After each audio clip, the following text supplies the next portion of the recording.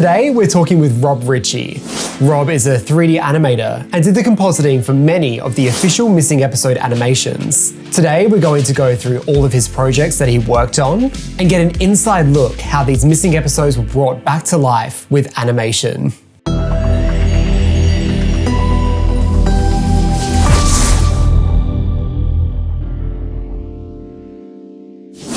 Hi Rob. We'll start off with an easy one. What was your introduction to Doctor Who? I seem to remember the demons being the first memory I've got, which was quite a good one really to start off with. It's my dad's fault really, because he used to bring home VHS tapes and passed it on to me.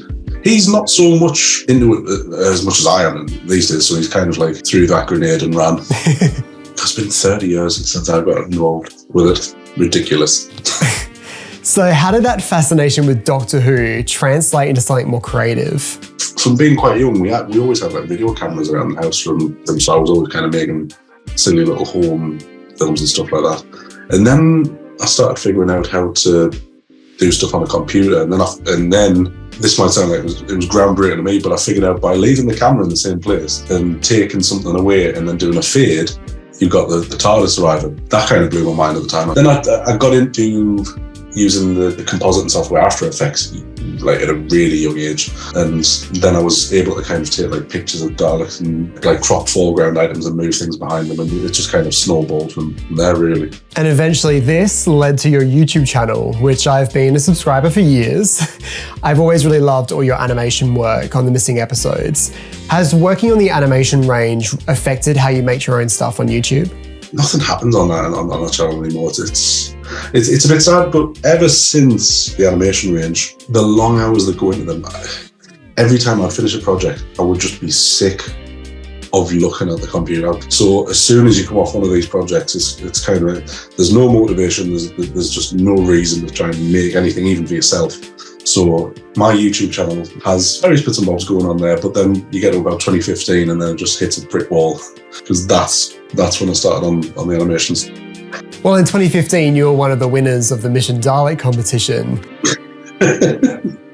Yeah, that was slightly unfair, really. But the BBC put a brilliant competition out, predominantly probably aimed at kids or children. I put together a little minute-long video, and the prize will be come and visit the set and potentially meet the Doctor. And me being late 20s, and then I was like, this is something to be like taking candy from a baby.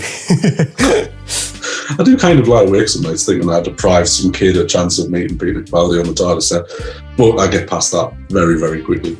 I think I would have gotten over it pretty quickly as soon as I walked into the TARDIS set. Definitely were privileged, because anyone who visited the set as part of the paid tours, they had cordons off pretty much all around the console. But this was a case of, it was a working set, so it was run around, play with what you like. I mean, I borrowed a book.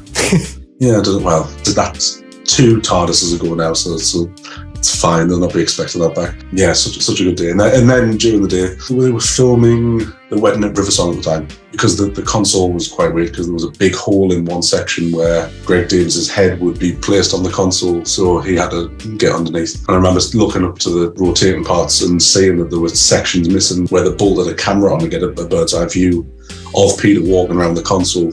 And that didn't make sense at the time, but then when you watched it, you went, right, that's what that was for.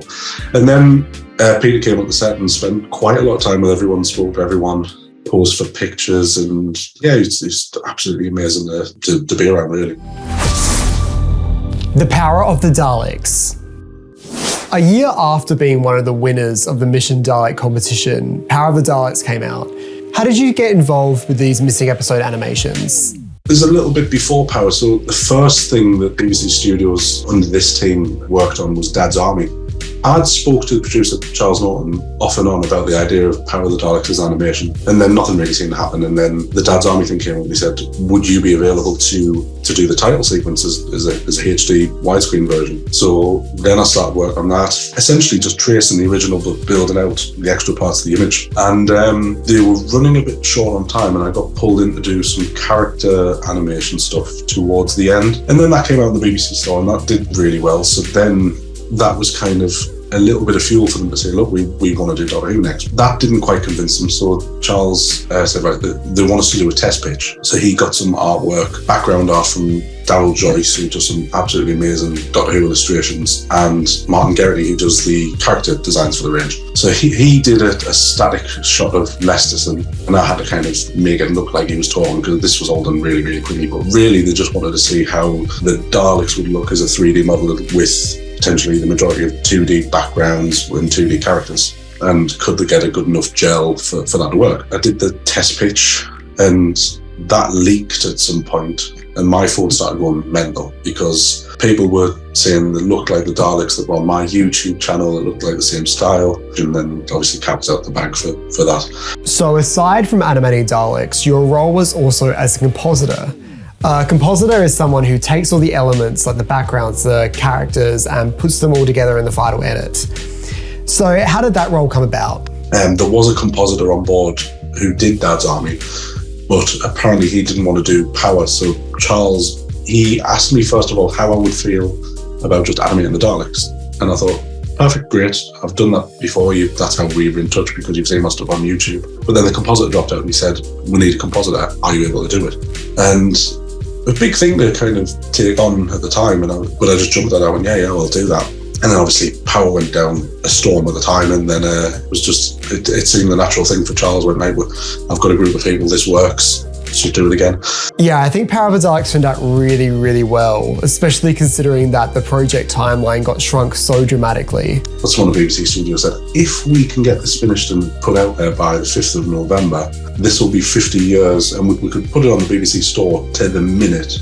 So it'll be 50 years to the minute of when it originally broadcast. The deadline changed, and 6 episodes in 6 months was bloody ludicrous, and animation companies would wince at that deadline. But it was what it was, and we did it and put it out there, and really happy with the majority of it. And it was nice to get a chance to go back and spend a bit of time later revisiting some bits and giving it a final polish. For the special edition, how much was changed from the original?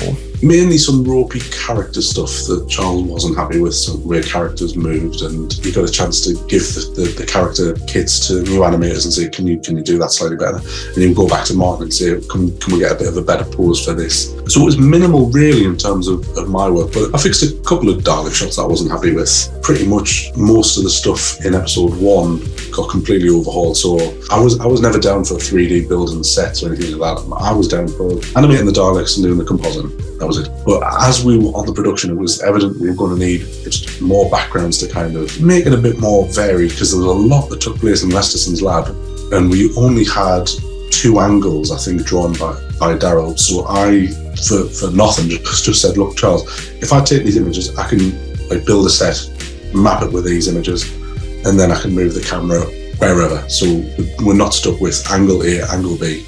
So we ended up doing that. But then I wasn't expecting to do anything for the console room. And as it turns out, we didn't have anything for the console room. So that I pretty much threw something together probably in a day. Never happy with the end result. So come 2020, it was a nice chance to set out the console room. I mean, I think I was messaging Clayton Hickman quite a bit, going, right, where did everything go? Give me the right layout and I'll make sure that it's right. Everything in the TARDIS was done from scratch. And then just all the compositing just had a little bit of a once over, and some nice newer effects added here and there.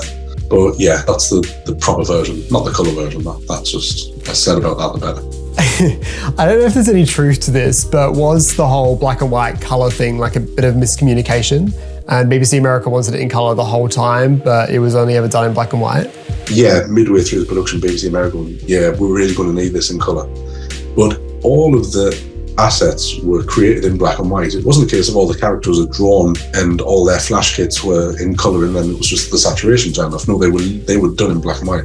All of the background elements from Darryl were done in black and white. The only bits that were in colour was my 3D police box exterior and the Daleks, but really the only thing that's in colour on the Daleks is just the hemispheres. So that was it. I think they paid an external company in Canada a ridiculous amount of money to go through everything and basically paint colour in. I think it was probably the same cost as what the production was. That is insane. It must have been really weird seeing like someone else go over your work like that and colour it in. That's really strange. It was so weird because despite trying to work on the actual thing, someone got in touch and said, right, look, we're sending someone to your house with an encrypted hard drive to take a copy of everything that you've done. And I went in, obviously freelance, so I know how my filing system works, and I use the term filing system very loosely, very loosely. It was an absolute shambles. But the team in Canada were trying to go through my hard drive and basically saying, yeah, we're having trouble finding X, Y, and Z. And I would be sitting there going, and tired from working a full-time job, tired from then doing this as a second kind of full-time job, to then try and squeeze in a Zoom call with a Canada production team going, right, yeah. So if you go into this folder and then this folder, there's another folder called I Hate My Fucking Life 3. It's in there. Not an exaggeration, a legitimate folder call that, because that was intended for me to see and no one else. Always be sensible when naming your files, because you never know who's going to have to pick up the project. That is some very good advice. So how did the process of turning 2D images into 3D sets evolve throughout the projects? On Power, I think what I pretty much ended up doing was tracing some of Daryl's artwork with rough shapes, but then cutting out all of his textures for certain walls and then putting them over. I remember really, really getting frustrated with trying to work out the actual shape of the Dalek capsule, taking that model apart and then painting all of Daryl's textures back onto it.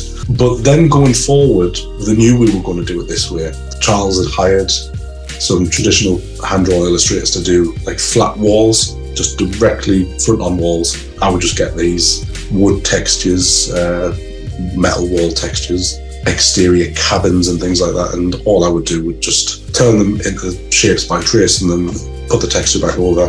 When we moved to the Faceless Ones, it wasn't so much that I was given flat elements, it was a case of I was just building models and then getting textured elements. So get artists like Colin Howard, we need some wood textures, we need some wall textures, and I would just get these digitally drawn textures which I would just throw on the models. And in some cases that it works out a much quicker way to work. But then we get to Evil, and that was Grimm's Dyke. This isn't a case of it's something fictional, you can try and make something up. There are images, the place where the films Evil of the Daleks is still standing. At one point it was talked about actually going for a visit. Yeah, COVID happened and we just ploughed on with either trying to grab stills from films and rely on images from fans. But then you could give those images to Colin and say, we need this type of marble texture, we need this carpet, we need this ceiling pattern. And I would just build a model based on that. We had another 3D artist, Gavin Rhino. He was brought in to basically be a lifesaver to roughly draw out the geometry of the places for the storyboard animatics. Oh, you know, that wonderful video that you leaked. What do you mean? What video? I didn't leak anything. I mean, to be fair, that really wasn't your fault. That was the storyboard artist who decided to just put his work up on YouTube. And it was sat there for a whole month. No one had realised. No, but that's what surprised me. It was sitting up on YouTube for a long time. I'm turning the tables here and I'm going to ask the questions. How did you stumble on that? Okay, the thing is, I'm obsessed with Doctor Who animations, so I'm constantly searching Doctor Who animations on YouTube and order them by upload date. So I just saw the Evil of the Daleks video just sitting there, and I knew that it was in production. Mm-hmm. I know I wasn't supposed to know, but I did know. Evil of the Daleks, the worst kept secret. Exactly, but please tell me I didn't get the storyboard or artist fired. Oh God, no. Well, he'd already finished, he'd done it. Okay, thank God. Now my conscience is cleared. Shada.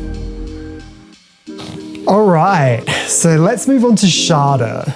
What was your first thoughts about working on this project rather than a missing episode? Well, I remember getting the call and I was really, really miffed that Shada had got chosen to be done as animation. I thought, oh, well, I mean, if they're going to do it as a full animation, like, oh no, we're not doing a full animation, we're just going to do inserts. I was like, right, fair enough. But you know what? I really thought it would be massively jarring. But watching it, it's definitely the best way that you can enjoy the original material with. It's the closest thing you'll have to a finished story. Charles made some really good calls on that one. That he pitched it to me very early on and said, right now, the first time, I don't want there to be just a random cut and an animation. We need this big extended camera move from where Tom and Lala are on the river. I want the camera does pan up, but it doesn't pan up all the way. Are you able to come up with a way to make that pan all the way up and then come back down? And we're in an animated world. And after some trial and error, we got something that really did kind of help the first transition. And then after that, you kind of stop noticing it after a while. Obviously great to have the original cast back doing the voices. Only the second version of Shada that I worked on. So the first time you worked on Shada was for the Ian Levine project, right? And what was your involvement with that one? The involvement I had with a couple of Ian Levine things very early on while I was still at uni came about in the same way that I ended up working on the main animation range. Ian had seen my stuff on YouTube, and I've got no idea how, but my phone went off, and I don't know who this is. And I recognised the voice straight away because, I mean, Ian's very well known in fan circles, but I always remember seeing Ian on the Missing in Action little mini documentary thing from '93. I knew it was Ian. I was bewildered as how he got the number. Never queried it. But he basically wanted me to be involved with stuff he was working on. But really, it was only Shada that I did. And he already had people doing character animations. He already had set designs and everything done. He pretty much pulled me in for compositing some stuff and animating K9. That was it. So I mean, I only did a relatively small amount on his version of Shada, but it was kind of weird doing that and then doing the official one. So what was it like working with Tom Baker? I made fully sure that I went to that shoot. We did a whole bunch of stuff throughout the day. It was really, really interesting seeing the TARDIS of that time set up in a studio with cameras from that period filming everything, because it was all done legit. It couldn't have got more original than if you tried. But then just to have Tom walk in the coat, getting the scarf put on him. Tom was, he's such a tease to Charles. I mean, there's various bits where he keeps changing the lines. I mean, you hear all these stories about Tom not sticking to script, but then you're there in person and it's just that. He says, well, I think it will work better like this. And then he starts doing it, and Charles just like, no, that's. I don't think it will, Tom. But fair play to Charles. He managed to rein Tom in quite well, and he did get the lines out of them that were on paper. There were quite a few shots that required a stand-in for Tom. How was that achieved? There were filming some green screen stuff, and it was stuff for me, so it kind of helped that I went down there to sort of help set things up and say, right, well, it's going to work better like that, because we had a stand-in for Tom Baker for a few things, like lying under the console and where he's fallen in the time vortex. So it was just a pretty well-known actor called Tim Bentniak, I think he was the voice of the mummies in the Peter Capaldi trilogy, but he's been in various bits of telly. But anyway, he was there in Tom's outfit. And for the bits that I was coordinating, he had a green stocking over his head. And the whole point was to key that out and put in a version of Tom's head. A friend of mine who doesn't live that far from me had been sculpting a life-size Tom Baker head. And it was the most surreal bloody thing you'd ever see, because it's so bloody weird. Because I remember being at work and picking it up, and it was just in a box and just kind of like bubble-wrapped Tom Baker just staring at you. When you see it in person, it's the scariest lifelike thing ever. So weird. But anyway, yeah, my job was just to take the photography of that and just whack it on the version of the Doctor falling through the vortex. The Wheel in Space. For the 25th anniversary event of Missing Believes Wipes, a cut-down version of The Wheel in Space Episode 1 was made. How did that project kind of come around? I can't even remember why this came about, because I was doing Macra Terror at the same time. I was just told we need a 10-minute version of The Wheel in Space. It's going to be directed by Anne-Marie Walsh, who was apparently at the time in talks for taking over. And I think that this was used more to kind of be her test pitch to say, look, this is me directing an animation, because Charles just wanted to step down because he didn't enjoy the stress of them. And I mean, when you're running the project, the sheer amount of admin alone, let alone trying to do the actual animation, is an absolute nightmare. So Charles always said to me that he considered it to be life-shortening an experience. And I get that, Christ. I thought it was life-shortening at my end, but yeah, with everything else he had to coordinate, definitely. I don't think I would ever want that job. I would just prefer to get on with the creative stuff. I don't even really remember questioning it. I was like, right, fine, we'll do that. Did that for free, technically. I'm trying to think how long it actually took to do. Probably about 2 months, I think, just off and on, because I was working on the main thing. Well, you said you're obsessed with the animations. You'll have seen the Wheel in Space stuff by Liz Skinner. So basically, she'd agreed to share all of her files with us. So everything that's the robot and the set, she'd already done. However, the sets, that came from her were really rough and basic because they were images that were projected onto rough geometry. So it was fantastic for the video that she put together on YouTube, but it was no good for us, basically. So it was a great starting point because we could see the rough shape of everything, but I went off and built the ship as a brand new 3D model. But all of the stuff that she had of the servo robot, that was perfect. So nothing was changed on that. That was all her stuff. Brought in new textures on cell shaded to match character stuff, and yeah, just a rejig of the existing console room that I had to match what was on the original. But yeah, that was a very bizarre little mini job. All right, so I just want to get this from the horse's mouth. This was never meant to be a full-length wheel in space animation, was it? No. Kind of looking back over it now, I think it ended up being more of a pitch for Anne-Marie's to run the show. But no, there was never anything more than just those 10 minutes. The Macra Terror. All right, now onto one of my favorite missing episode animations, the Macra Terror. This one had quite a few artistic liberties compared to other productions. How did you feel about this approach?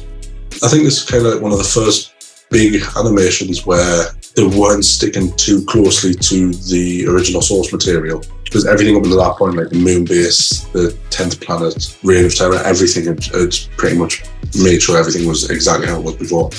We took some artistic license a little with Power of the Daleks in terms of the production line stuff and things like that. But this was the one where it was like, yeah, we'll just redesign how the colony looks from the outside. And we'll take some of the key features. But the Macra design wasn't anything to do with me. Before I knew that there were planned on redesigning, I built a model based on a slight modernisation of what the originals were. But then I found out that Charles really wanted them to look just like crabs. And he was heavily drawn on these old films and novels of giant crabs from back in the day. And so anyway, I was like, oh, well, fair enough. So then I was given the artwork from Martin Geraghty, who did basically a front and a side elevation. And all I had to do was trace it and rig the thing. Now, it would be wrong for me not to discuss the huge controversy that is the deleted rough and tumble scene. How did you feel about that scene being cut? I didn't think it should have went. However, I understand Charles's reasons behind it. I mean, I think I did say very early when I said, Charles, just be sure no fan knows where you live, because people will be angry. You're losing the topless Ben. People will be angry. It was a tough call because for this one scene, you would need a whole new character kit drawn up. He's a producer at the end of the day, and his job's to get something from A to B on time and on budget. And I think the budget was already pretty stretched on Macra from having the external animation company handle the character animation. Tough call. I would have loved to have been in there. Who knows, we'll have a whip round in the future for a special edition for whatever the 8K release is. The Faceless Ones. Now, the Faceless Ones had less of an artistic license and followed more closely to the original production. Yeah, I mean, Faceless Ones, we changed probably a bit of the alien satellite at the end, because really it's very hard to do anything with the 1967 Gatwick. You're stuck with that. So I mean, I actually spent a lot of time just digging out photos of Gatwick Airport around about that time to build like the kiosks and stuff like that. And that's when I started having fun with Easter eggs, because you kind of get like building all of these sets. You think, oh my god, what can I texture this with? Well, no, I'll do like a Hibson's plastic factory logo there, something to do with the view from the deep there. A Master Wanted poster there. Were you surprised that some of the fans were annoyed by these Easter eggs? Was I surprised that Doctor Who fans got annoyed? Are you listening to yourself, Josh? Yeah, you think I would know Doctor Who fans by now. No, I kind of think that at the end of the day, it's a tiny bit of fun. A lot of people jumped on saying it distracted, but I think that there was more people enjoyed it than not, so I'll take the comfort in that. But like, when do you really say this is enough? I was a bit like David Tennant in the Waters of Mars. I got to a point where I thought I have gone too far. When I put Bessie in the car park at Gatwick, that was when I knew it was too far. It was either that or the Humormobile. I thought Bessie might be a little bit less conspicuous, but it's only partially visible for one shot, so you don't know it's there unless you're looking for it. But then I remember being at the screening, might have been for the Faceless Ones, and I remember speaking to Paul Hembry after, who was the executive producer on the range, so he's kind of above Charles and above Anne-Marie. I remember he brought it up, but basically loved it. He said, you know what, I don't think anything happened about it at the time. He said, you know what, we should really have a competition for anyone who can spot them all. And yeah, he was definitely involved with that. I was like, yeah. What was it like seeing the animations on the big screen at the BFI? It was nice to sit and watch something, because every time an animation project is finished, the deadlines are always horrific. And sometimes little errors slip through the cracks, and some are just unavoidable. I mean, God, there was even a bit in the Faceless Ones where there was always a problem with the Flash animation files, where sometimes a character just would not speak. Just the mouth would move. And I must have sent hundreds of them back saying, these characters, when I'm bringing them into After Effects, they're not speaking. The characters are moving, but the lips aren't moving. And apparently it was a glitch that they needed to be exported in a slightly different way. I caught every one apart from one. And there's a bit where the Doctor and Nurse Pinto are on a plane. The voices are going, but the mouths aren't moving. And you have no idea how heart-wrenchingly destroying it is to sit in a cinema full of people, because I send my stuff off, it goes through checks. Bloody hell, the checks even missed that. But then some things will come back, say, oh, there's a slight error here, and then I will just have to fix 5 seconds of animation, export those 5 seconds, tell the team who are going through the quality control to drop it in at this time code, and it's fixed. And there's a lot of that, but tiny things do slip through. But yeah, I remember sat in the BFI in London watching that clip where they weren't talking, and just thought, no, this can't be happening. Yeah, there was never enough review time. It was always a case of, an episode's been finished, fire that off. An episode's been finished, fire that off. They really could have done with being like a week or two gap from delivering to then sitting down, probably with a few people watching it and just spot anything. When they do come out on the collections, that can be something that can be tweaked and fixed, hopefully, because I'll be first in there going, look, I've got the files for this. Can I fix this? Can I fix that? I don't care about the money. Just let me get these fixed. So after the Faceless Ones, a second team of animators came together led by Gary Russell to make Through from the Deep, Galaxy 4 and The Abominable Snowman. What was your involvement with these projects? For Gary's stuff, I did virtually nothing. Gary basically said, I love your police box. It renders. Could I have those? Yep, here you go. There we go. But yeah, I mean, God, we're just more than happy to help out. So I just provided them with a few renders. That was it. I mean, I did give them quite a lot of renders of the inside of the TARDIS. They've obviously got their own look, which perfectly acceptable, and they just wanted them as a reference. But I think, yeah, just the exterior of the model, they just dumped on. So they didn't even bother getting that redone. They were like, yeah, just put that on. I didn't realise that they would just use like the static image of it at the start and then on the wall. If I'd known that I would have done it for free, I really would have done it for free. I would have just said, I will do the composite for that shot for free, just let me do it. But I'll offer it to Gary if and when it ever gets to the collection sets. The evil of the Daleks. So the evil of the Daleks was something that you were experimenting, animating over 10 years ago on your YouTube channel. Did you feel like working on the official animation was like a nice bookend to your work on the range? It felt like closure a bit, because if you go back on my YouTube long enough, you'll see the videos and you'll always see animated Evil of the Daleks coming soon, 10 years plus. We got there. But yeah, I always had the best of intentions when I was younger, just to say, oh, I'm going to do this full animation thing myself. What an idiot. But after Power of the Daleks, anytime I would get that phone call and say, oh, right, we're going to go again, there was a part of me like, please, Evil, please, Evil. Faceless Ones, what? Fair enough. But then, yeah, when Evil was happening, I was like, yes, I am doing the end scene. And funny enough, I did say from the start, please start with that. Please let me just get on with that early doors and get through it. No, it was I got through episode 7 in a week. Bear in mind, this is not me doing the character animation. God no. There's a whole team of people who've done their things first. This is me just taking everything, compositing it, building the backgrounds in some cases, but in a week, the whole of the destruction of Scar Row pretty much happened and absolutely nearly broke me mentally. I do not know how you achieved that in just 1 week. That is insane. I did take that week off from my full-time job to get finished. Yeah, my working pattern on Evil for the last 2 months was something like day job, 9:30 until 5:30, get home, rest for like 2 hours, start again, 8 o'clock at night till 2 in the morning, and just do that for 2 months. Work Saturdays and Sundays, full days. It's not a way to work, it's a horrendous way to work. But I would have just loved from someone to turn around from BBC Studios and say, right, look, we'll put you on a contract for 2 years, 3 years, or whatever. And then I would have either reduced the day job massively down and just concentrated on them. But it don't work like that. It's just always, I just had to make it fit in with life. That type of workload must have been such a huge mental and physical toll on you. I mean, my wife did threaten to leave twice. You're okay to laugh because we're over it now. But yeah, there were some rough patches on there because, I mean, Evil, I finished, because I moved house since, but I finished Evil here in this room. But I virtually never left this room for months. In fact, we had a daughter, and the first 5 months of her life, I missed quite a bit because I was just working. Like, this job seemed to have taken so much from you. If the animation range even returned, do you think you'd even want to do it again? I mean, I'm not entirely sure I'd be asked to go back.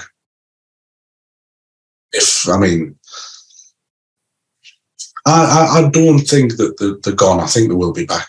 I do think they will be back. But I've got a feeling that I don't think I would be asked back.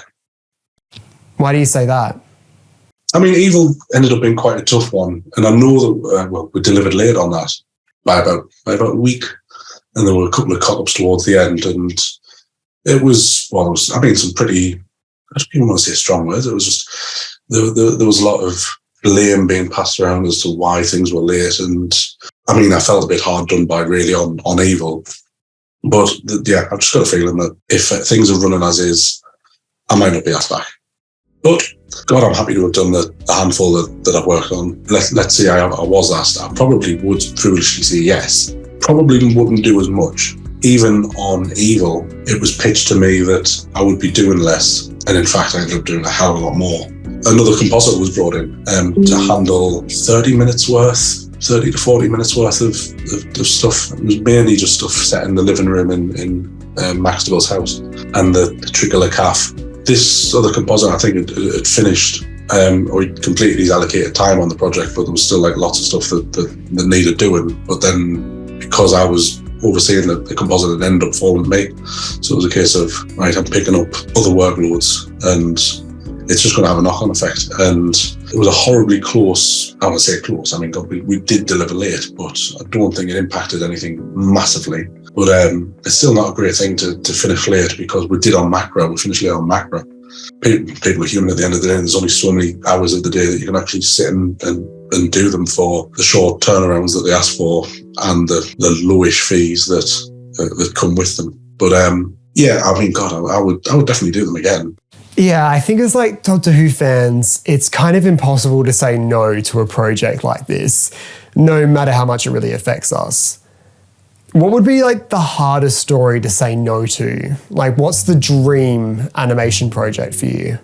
Having the fondness for the Daleks, I would do the master plan. I know this is contradictory in saying that I wouldn't do as much to then take on the 12-parter.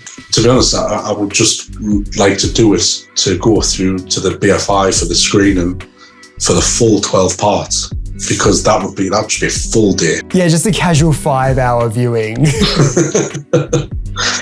God, imagine that. Because I mean, I'm still waiting for the BBC to say that they ran into funding difficulties. No, I've heard nothing from them to tell me otherwise that the funding's not there, because I've found all this at third party, and it's like, oh, not great, but the phone's not rang, so obviously that probably is the case. So out of boredom, I started tweaking the Dalek models ready for Masterplan should that ever happen. Just and doing various little flamethrower tests with them and things like that. Just because this is the problem with having a fan work on them. I would put in a lot more time, a lot more effort than you would if it was a paid job for someone who just was about an animator who didn't have any kind of involvement with the show. So you would just do things and spend a lot more time on certain bits because you know it's important. I always used to find out, or try and find out after a project, like on the phone with Charles or whatever, what are you thinking is going to happen if you can break, like kind of limited to a couple of choices, what do you think is going to happen? If I did find out, I would before being paid, before being signed up on contracts or anything like that, I'd go off and start trying to build stuff because I know what the turnarounds are like on these. I know that if you've got a bunch of stuff ready, great. I started doing that with Dalek Masterplan, building various bits, trying to do jungle set elements and stuff like that in a cell shaded texture. But yeah, I kind of knocked that on the head when I started hearing about the funding issue. I mean, I'll pick little bits up if I get bored and things like that, but there's not really been the drive behind them than there used to be, obviously, with everything that's happened. Are you starting to think that the range is done for good? They're not completely gone. I'm sure they'll be back in some form. And even if I'm not involved watching, I'll still be buying them. I'll still buy the DVD. I'll still buy the steelbook. I'll still buy the collection. It's quite funny because even when Power came out, because working on these, they give you an option of what do you want as a contributor copy. Do you want a DVD? Do you want the Blu-ray? But they don't give you the option of the steelbook. I would just take one of them and then buy the rest. And people said, why on earth are you buying a Blu-ray version? The episodes that I was delivering for Power was something like 30 to 40 gig per episode. Then that just gets completely, well, not completely, because I mean, Blu-ray quality is still great, but just gets compressed down. So you'll never get a higher quality version of the Macra Terror than what's on that, technically. Do you have any advice for those who wish to work on these sort of animations in the future? Only that if you ever find yourself in a position to work on them, they really should come with a health warning. That's it. I think that is some very good advice. But you know what? Honestly, I wouldn't change it. I really wouldn't change it. It's nice to have a small part in bringing them back out for people to enjoy. And it's definitely something ticked off the bucket list. But now, now I'm not doing them. I kind of get to look at other bits and bobs. I mean, I work full time, so I'm not really desperate to look for work, but now I'm doing things with Big Finish and stuff like that, and it's really nice to start changing things up a bit. I'm shortly going to be doing some stuff for real time, which will be nice. Looking at redoing the effects for the Mind Game series, so that'll be quite fun. You were asking me earlier on about how did I get started with doing things like this. I actually remember you call it high school, I think, learning PowerPoint way back in 2000, 2001. I put together a version of the Macra Terror episode 1 as a little side project in PowerPoint. But I mean, I didn't have any reference to what the characters looked like. It's obviously aside from the Doctor. I remember having a clip art of this really, really old man with a ridiculously long beard for the pilot. It was just things that came standard in clip art at the time. Churned out the Macra Terror Part 1, which is probably on a floppy disk somewhere. I'm showing my age, and I really should take that out one day and then do a comparison with episode 1 of the final thing. Yeah, do a side-by-side comparison. I'm sure it holds up. Yeah, but I had the rough and tumble machine. Definitely had the rough and tumble machine on that version. And if that's the only one that makes it out on the collections, then so be it. Well, you heard it here first. The Macra Terror Enhanced on the collection box set, confirmed by Rob Ritchie. Thank you so much for sitting down with me today. It's been amazing hearing about these projects that mean so much to me and to Doctor Who fans all around the world. If you aren't following Rob on YouTube or Twitter, I put the links in the description below. Don't forget to click below to subscribe to the official Josh Nez YouTube channel. How could I possibly forget that?